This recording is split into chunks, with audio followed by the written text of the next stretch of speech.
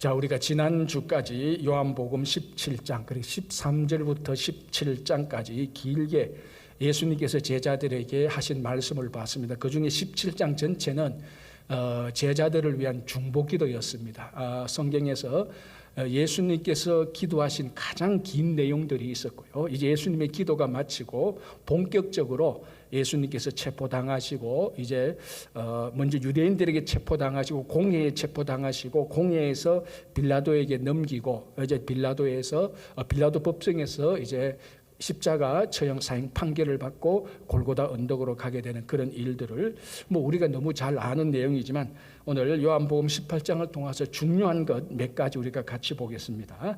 자, 18장 1절에서 3절 이제 예수님께서 제자들과 함께 기드론 시내 건너편에 갔습니다. 근데 이 장소가 제자들과 함께 같이 모였던 곳이니까 유다가 잘 알고 있는 장소입니다. 그래서 유다가 이제 자기도 자기 나름대로 타이밍을 맞춘 거죠. 예수님께서 기드론 시내가에 갔으니까 이때 이제 급습해서 체포하면 제일 좋겠다. 이제 유다가 그 타이밍을 맞춰서 3절에 보면 유다가 군대와 대제사장들과 그 바리새인들에게서 얻은 아래 사람들, 그러니까 이제 우리말로 힘 좀 깨나 서는 사람들 데리고 와서 예수님을 이제 체포해서 공회로 데리고 가는 거죠. 자, 여기서 가룟 유다 자기 나름대로는 요 타이밍이 요 때가 제일 좋다고 생각했을 겁니다. 그러니까 요 때 이제 예수님을 체포하러 왔죠.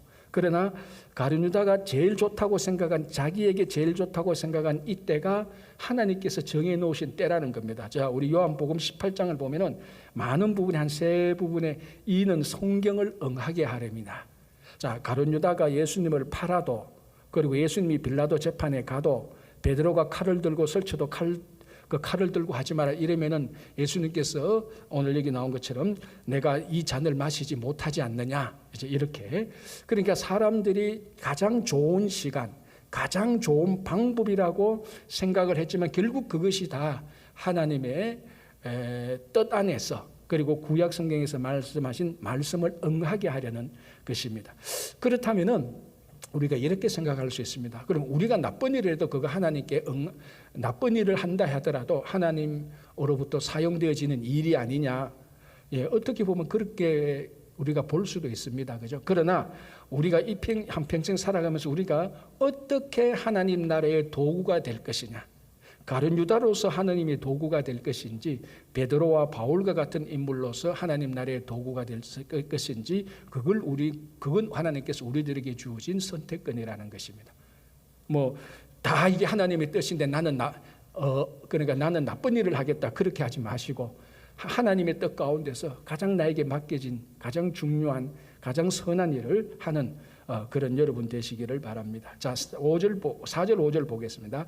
예수께서 그 당할 일을 다 아시고, 자, 이제 그 때가 되었으니까 그 당할 일을 다 아시고 나아가 이르되 너희가 누구를 찾느냐 대답하되 나사렛 예수라 하거늘 이르시되 내가 그니라. 자, 이 단어, 이 문장 처음부터 계속해서 봤죠. 내가 그다.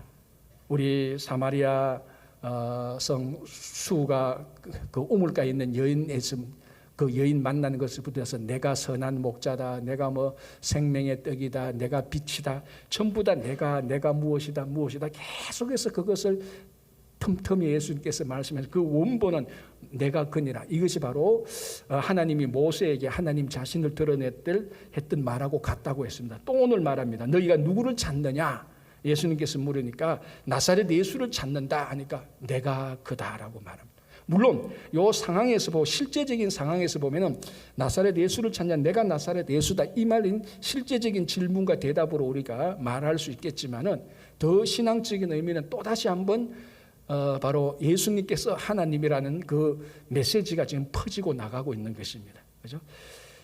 자, 6절 보겠습니다. 예수께서 그들에게 내가 그니라 하실 때, 자, 2번이나 반복합니다. 내가 그니라. 자, 그리고 예수님께서 이제 예수님 자신이 체포되실 것을 아시고 자기를 잡으러 온 사람들이 한 가지 부탁을 합니다. 내가 나사렛 예수니까 너희들은 나만 잡으면 되지 않느냐? 그러니까 내 제자들은 놓아두라. 자, 그래서 한번 보시기 바랍니다.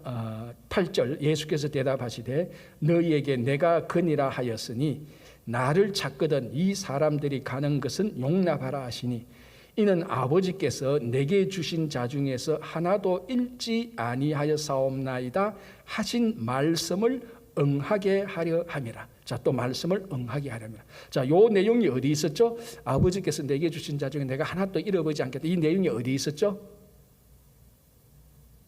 성경에 있었는데 어디에 나왔죠? 기억 안 납니까? 예수님의 대제사장의 기도 17장에 예수님께서 기도할 때 하나님께서 내게 붙인 자들을 내가 하나도 잃어버리지 않고 다 보존하게 하렵니다.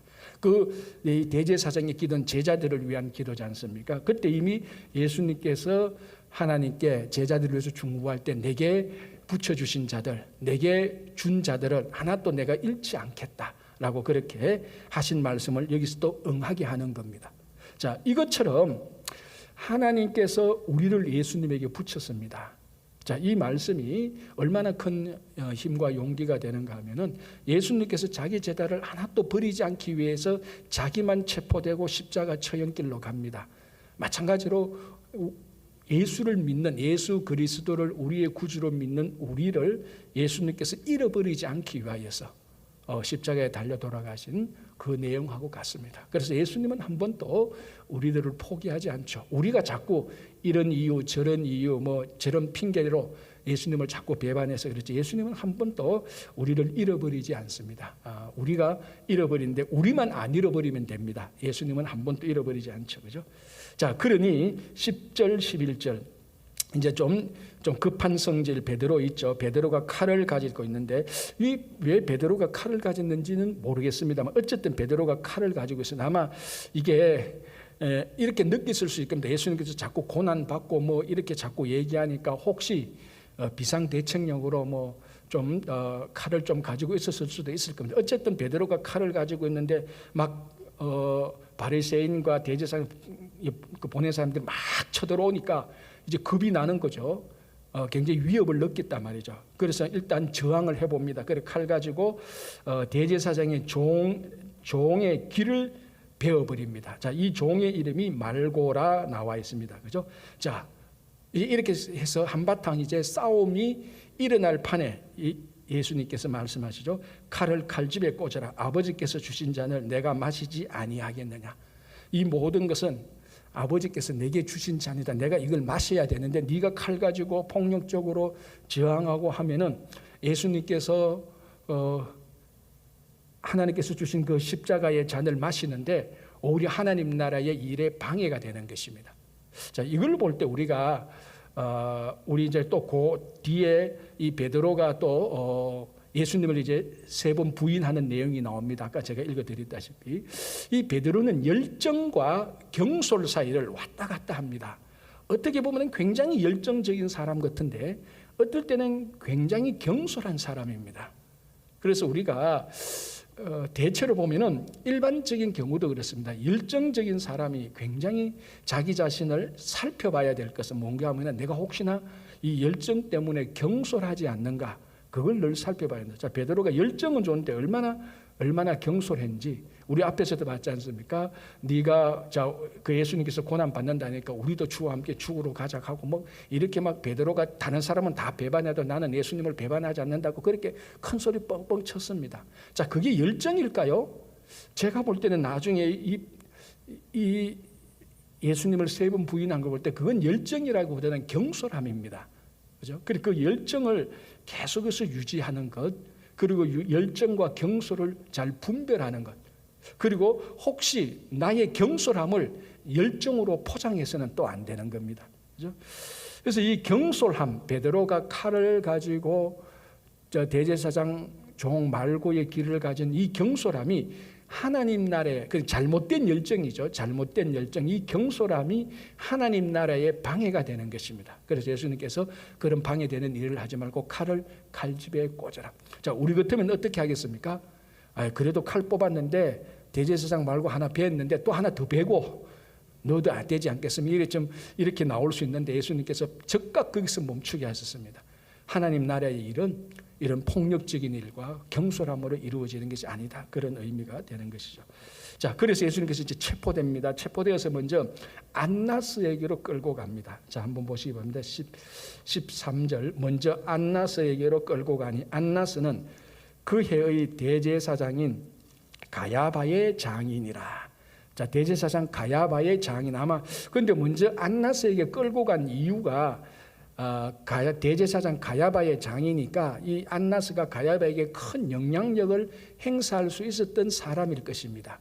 혹시나 가야바가, 대제사장 가야바가 예수님의 죄를 낮추어 주거나 예수님을 풀어 주거나 하면은 그렇게 못하도록 안나스, 그러니까 자기 사위에게 영향을 미칠 수 있는 안나스에게 먼저 끌고 가서 그러니까 우리 말하면 사전 작업을 했을 수도 있을 겁니다. 그죠? 자, 그리고 이 가야바는 또 이제 그 당시 대제사장이죠. 이렇게 되어 있습니다. 14절. 가야바는 유대인들에게 한 사람이 백성을 위하여 죽는 것이 유익하다고 권고하던 자라라. 자, 이 말이 맞습니까? 틀렸습니까? 한 사람이 백성을 위하여 죽는 것이 유익하다.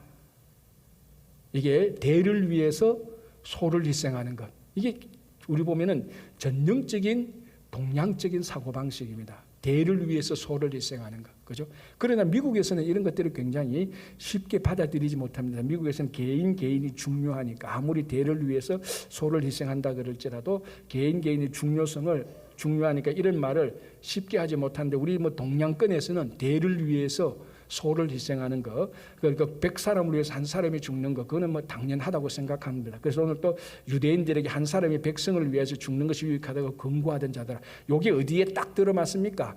예수님에게 딱 들어맞죠. 예수 한 사람만 처리하면은 지금까지 있어왔던 종교적인 분쟁들, 율법에 대한 논란들, 자기가 하나님의 아들이라고 말했던 이런 모든 것들을 다 정리할 수 있으니까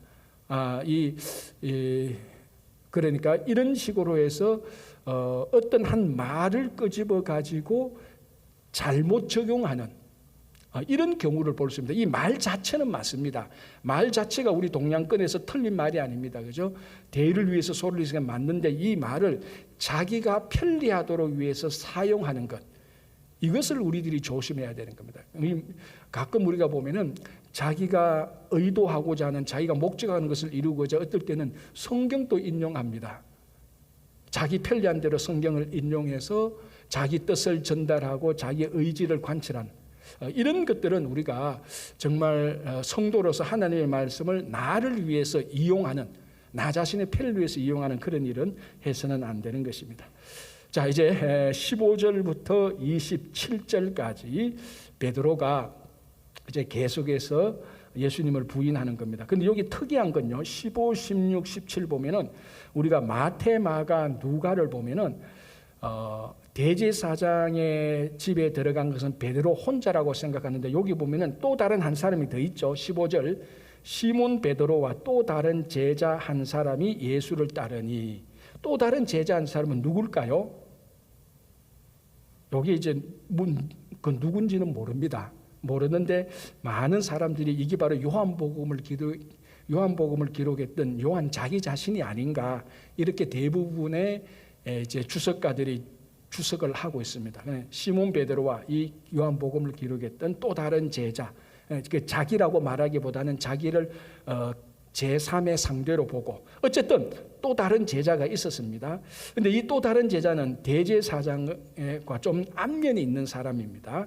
자, 15절. 시몬 베드로와 또 다른 제자 한 사람이 예수를 따르니 이 제자는 대제사장과 아는 사람이라. 예수와 함께 대제사장의 집들에 들어가고 베드로는 문 밖에서 이제 먼저 다른 제자가 들어가고 베드로는 좀 뻘쭘하게 문 밖에 서 있었습니다. 자기 들어가야 될지 말아야 될지.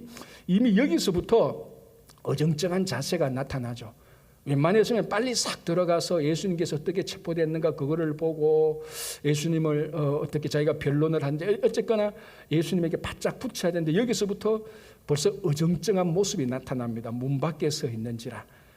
대제사장을 아는 그 다른 제자가 나가서 문 지키는 여자에게 말하여 베드로를 데리고 들어오니, 야, 너도 들어오라, 너 문 밖에 있지 말고 들어오라, 이렇게 했죠. 문 지키는 여종이 베드로에게 말하되 너도 이 사람의 제자 중 하나가 아니냐. 어쨌거나 이 대제사장의 문 지키는 여종이 베드로를 알아봤습니다.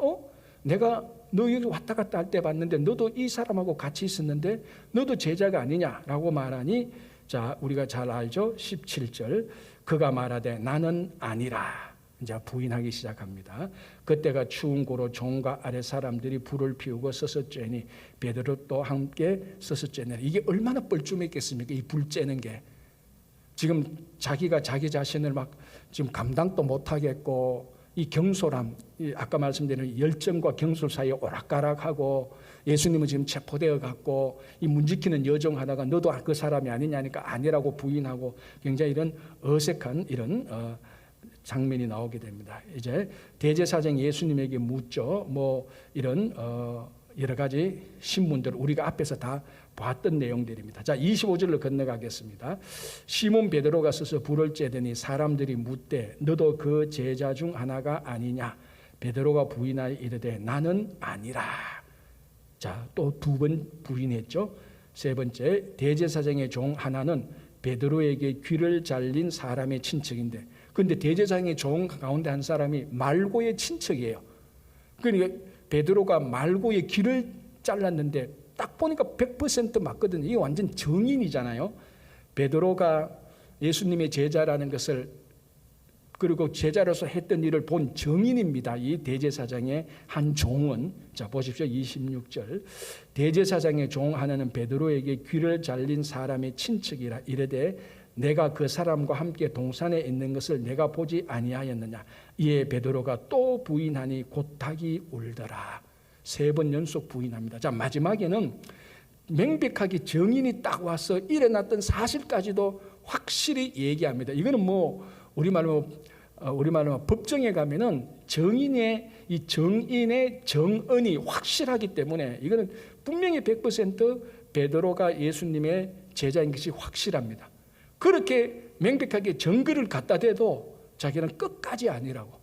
자, 우리가 잘 알잖아요. 너무 강력한 부인이면은 강력한 인정이라는 것처럼 베드로가 이래 끝까지 부인합니다. 자, 그러니 곧 닭이 울더라. 예수님께서 이제 베드로에게 하신 말씀, 닭 울기 전에 내가 세 번 나를 부인하리라는 이 말이 이루어진 겁니다. 자, 여기 다시 한번 베드로의 경솔함이 드러나는 겁니다. 앞에서 막 자기는 절대로 예수님을 부인하지 않겠다, 다 버려도 나는 부인하지 않겠다, 막 이렇게 막 들추고 나왔지만은 증거를 딱 갖다내고 정인이 딱 왔는데도 자기는 예수님을 완전 부인해버린 이런 일들이 있습니다.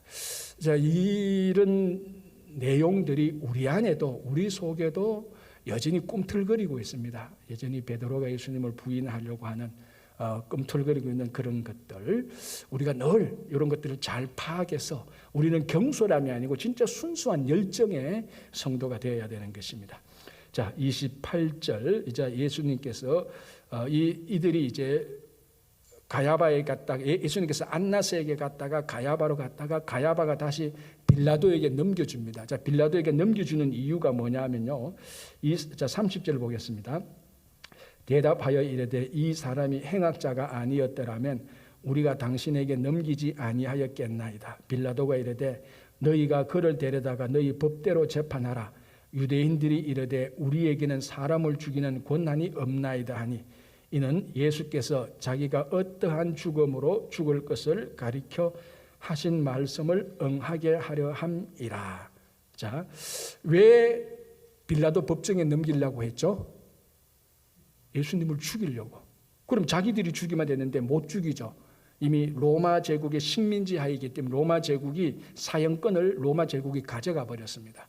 그래서 사람을 죽이는 것은 로마 제국 법정 하에서만 이루어지는 거거든요. 그래서 이 사람을 이제 예수님을 빌라도에 넘깁니다. 그런데 빌라도에게 넘길 때는 종교적인 죄목으로 넘기지 못합니다. 종교적인 죄목으로 넘기면은 빌라도가 이거는 종교적인 죄이기 때문에 너희 종교적인 법대로 재판하라, 그렇게 넘길 수밖에 없습니다. 그래서 자, 보십시오.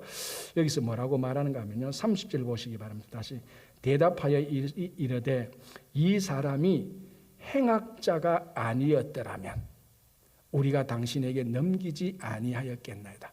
자, 이 예수에 대해서 이 사람들은 뭐라고 판단합니까? 행악자.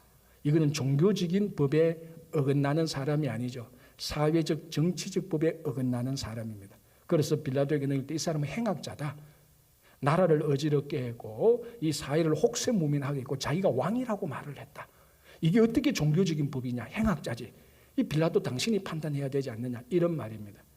그래서 빌라도가 어쩔 수 없이 받습니다. 받을 수밖에 없죠. 그죠? 행악자라고 해서 오니까. 그죠? 자, 그런데 32절 보시기 바랍니다. 이는 예수께서 자기가 어떠한 죽음으로 죽을 것을 가리켜 하신 말씀을 응하게 하려 함이라. 자, 18장에서 계속해서 예수님의 십자가 사건, 그것을 향해서 한 걸음 한 걸음 나아가는데 그 때마다 그 사건마다 계속해서 우리한테 알려주는 말씀이 뭡니까? 이것이 성경을 응하게 하려는 것이다. 이미 하나님께서 태초부터 정해 놓으신 구원의 사건이라는 것을 알려주는 것입니다. 자, 33절 이에 빌라도가 다시 관정에 들어가 예수를 불러 이르되 내가 유대인의 왕이냐. 자, 첫 번째 질문이 이겁니다. 내가 유대인의 왕이냐. 왜 이 질문을 했을까요? 가야바가 유대인들이 이 죄목으로 넘겼으니까, 행악자니까 이 사람이 자기가 왕이라고 말했다. 이 반역자 아닙니까? 당신이 이 반역자를 가만히 놔두면은 로마 제국에서 가만히 있지 않을 겁니다. 당신이 이거 처리해야 됩니다. 그러니까 빌라도가 처리 안 할 수가 없죠. 그래서 묻는 말이 내가 유대인의 왕이냐라고 말을 합니다. 34절 예수께서 대답하시되 이는 내가 스스로 하는 말이냐 다른 사람들이 나에게 대하여 너에게 한 말이야. 네가 스스로 하는 말이냐? 누가 옆에서 하는 말을 들었느냐? 자, 이 빌라도는 누가 옆에서 하는 말을 들었죠. 그 죄목을 보고, 그죠? 자, 이제 그렇게 해서 빌라도하고 예수님하고 이야기가 주고받는데 핵심은 뭐냐면은 예수님은 유대인의 왕이기도 하고 아니기도 합니다. 그죠? 즉, 하나님 나라에서는 왕이지만 이 세상의 나라에서는 왕이 아니다. 자, 한번 보십시오. 그래서, 이렇게 말합니다. 36절 예수께서 대답하시되 내 나라는 이 세상에 속한 것이 아니다. 나는 왕인데 왕이 다스리는 내 나라는 이 세상의 나라가 아니다. 그러니까 이게 뭡니까? 네가 네가 관여할 일이 아니지 않냐 이런 의미도 되겠죠. 맞다, 나는 왕이다. 그런데 내가 다스리는 나라는 이런 현실적인 나라가 아니다. 만일 내 나라가 이 세상에 속한 것이었더라면 내 종들이 싸워 나로 유대인들에게 넘겨지지 않게 하였으리라. 내 나라는 여기에 속한 것이 아니라 진짜로 내가 이 나라의 왕이 되려고 작정을 했더라면 내 종들이 와서 싸워서 나를 지켰을 것이다. 그리고 이 나라를 넘어뜨렸을 것이다. 내 나라는 여기에 속한 것이 아니기 때문에 나는 이 나라를 정복할 이유도 없고 이 나라의 왕이 될 이유도 없다. 라고 이런 말이죠. 37절 빌라도가 이르되 그러면 내가 왕이 아니냐? 이제 빌라도가 헷갈리는 거예요. 이런 말은 들어본 적이 없거든요. 아니 세상에 속한 나라, 아니 세상에 속하지 않는 나라가 있나? 세상에 살면서 이런 말을 들어본 적이 없습니다. 그러니까 헷갈리니까 빌라도가 묻습니다. 그러면 내가 왕이 아니냐? 예수께서 대답하시되 내 말과 같도다. 내 말과 같이 내가 왕이니라. 내가 이를 위하여 태어났으며 이를 위하여 세상에 왔나니 곧 진리에 대하여 증언하려 함이로니 무릇 진리에 속한 자는 내 음성을 듣느니라. 내가 왕이 맞다. 하나님 나라에서 내가 왕이다. 이 사람들은 진리에 속한 자고 내 음성을 들을 수 있다. 그러니까 하나님 나라에서는 내가 왕이고 이 로마에서는 내가 왕이 아니다. 그리고 내 나라와 하나님 나라는 완전히 별개의 것이다. 자, 빌라도가 이 말을 이해합니까? 이해 못하죠. 그리고 빌라도가 사실은요, 법적으로 빌라도가 이 말을 이해할 필요가 없습니다. 왜 그렇습니까? 빌라도는 세상의 재판관입니다. 세상의 재판관은 안에 그 말의 의도가 종교적인 건 이 예수라는 분이 세상의 나라든 다른 나라에 속한 왕이든 그거 따지지 않고 딱 일어난 증거대로 보고 객관적인 걸 보고 법에 위촉돼 있으면은 위촉됐다고 딱 판결하고 법에 문제가 없으면 놓아주면 되는 겁니다. 그죠? 어쨌거나 빌라도가 헷갈렸습니다. 자, 이제 그 유명한 말이 나오죠. 자, 38절 보겠습니다. 빌라도가 이르되 진리가 무엇이냐 하더라. 이 말을 하고 다시 유대인들에게 나가서 이르되 나는 그에게서 아무 죄도 찾지 못하였노라. 빌라도가 정치 감각이 아주 뛰어난 사람이거든요. 정치 감각으로 보니까, 정치적으로 보니까 이거는 죄가 없다. 이 죄 없는 사람을 괜히 또 내가 사형으로 어떻게 또 벌을 내렸다가 나중에 또 이게 여러분 로마 제국의 법이 굉장히 질서 있게 정연하게 잘 되어 있습니다. 비록 식민지를 다스리고 있다 할지라도 그 식민지를 다스리고 있는 로마에서 파견된 총독이나 이런 왕들이 분봉 왕들이 잘못하면은 그 식민지를 당하고 있던 사람들이 본부 로마 제국의 황제에게 항소를 할 수 있습니다. 그 시대에. 그러니까 로마 제국이 굉장히 시스템적으로 굉장히 잘된 그 나라. 그러니까 로마 제국이 오랫동안 제국을 다스릴 수 있었죠. 그러니까 빌라도가 지금 뭘 걱정하는가 하면은 야 이거 죄 없는 사람인데 내가 오히려 잘못 처리했다가 이 중에 누군가 하나가 로마 제국 본부에다가 이 사실을 알려면 또 본부에서 또 인스펙션 나오잖아요. 인스펙션 나와서 이렇게 하면 자기 또 우리 말하면 또 성진하는데 또 감점도 되고 그러니까 자기 객관적으로 보니까 예수님은 죄가 없거든요. 뭐 종교적으로 죄가 있고 그거는 자기가 빌라도가 관여할 게 아니니까. 그래서 나는 그에게서 아무 죄도 찾지 못했다. 자 이렇게 빌라도가 아무 죄도 찾지 못했다. 이 말은 빌라도가 정치적 세상적으로 아무 죄도 찾지 못했다는 말이기도 하지만 이 말을 통해서 예수님이 아무 죄가 없다는 말이 선포되어지는 겁니다. 그죠? 의도는 이 사람이 뭐 정치적으로 사회적으로 아무 죄가 없네. 아무 죄가 없다. 자 여기도 보니까 나는 그에게서 그냥 아무 죄도 찾지 못했다. 그냥 단순하게 아무 죄도 찾지 못했다. 그러니까 이 말에 빌라도의 이 말의 선포에서 그러니까 예수님의 가장 대적자인 빌라도의 입을 통하여서 예수님의 무죄함이 증명되어지는 것입니다. 그래서 이제 빌라도가 정치적인 이제 해결 방법을 제시합니다. 그게 뭐냐면 6월절이면 너희에게 한 사람을 놓아주는 전례가 있으니 그러면 너희는 내가 유대인의 왕을 너희에게 놓아주기를 원하느냐. 자 우리가 마태복음이나 누가복음을 보면은 이 빌라도가 예수님을 놓아주려는 그런 의도에서 이제 6월절이니까 우리말하면 특사가 있습니다. 6월절 특사를 내는데 예수님을 이제 6월절 특사로 내주려고 하니까 이거 혹시 또 특사로 내주면은 뭐 편협하다, 뭐 의도적이다 이런 게 있으니까 도저히 특사로서 자격이 없어 보이는 바라바를 딱 합니다. 바라바 놓고 예수님을 놓고 빌라도 판단에는 이거는 100% 사람들이 예수를 놓아주라 할 것이다. 이 바라바는 아주 그 밀란을 일으켰던 그러니까 막 백성들을 잔인하게 괴롭혔던 이거는 뭐 진짜로 정치적인 반란적인 행위도 하면서 완전 그 사회를 파괴시키는 진짜 악한 사람입니다. 그래서 누가 봐도 야, 이 바라바를 놓아줬다가는 큰일 나겠다라고 그렇게 생각할 사람이거든요. 그래서 바라바를 놓고 예수를 놓고 이제 빌라도는 예수를 놓아주는 책임을 백성들한테 돌리려고 했습니다. 그래야 자기도 책임을 면하죠. 그래서 예수를 놓고 바라바를 놓고 자 6월절 우리가 특사를 하나 우리가 놓아줘야 되는데 누가 좋겠느냐? 그런데 사람들이 만장일치로 바라바라고 말을 해버렸어요. 정말 두 사람이 충격받았겠죠. 누구? 빌라도하고 바라바. 두 사람이 큰 충격을 받았을 겁니다. 예수님은 그걸 다 알고 있었으니까. 그럼 이 백성들은 자기가 어떻게 하든지 예수님을 죽여야 되고 싶은. 그러니까 자 여러분 보십시오.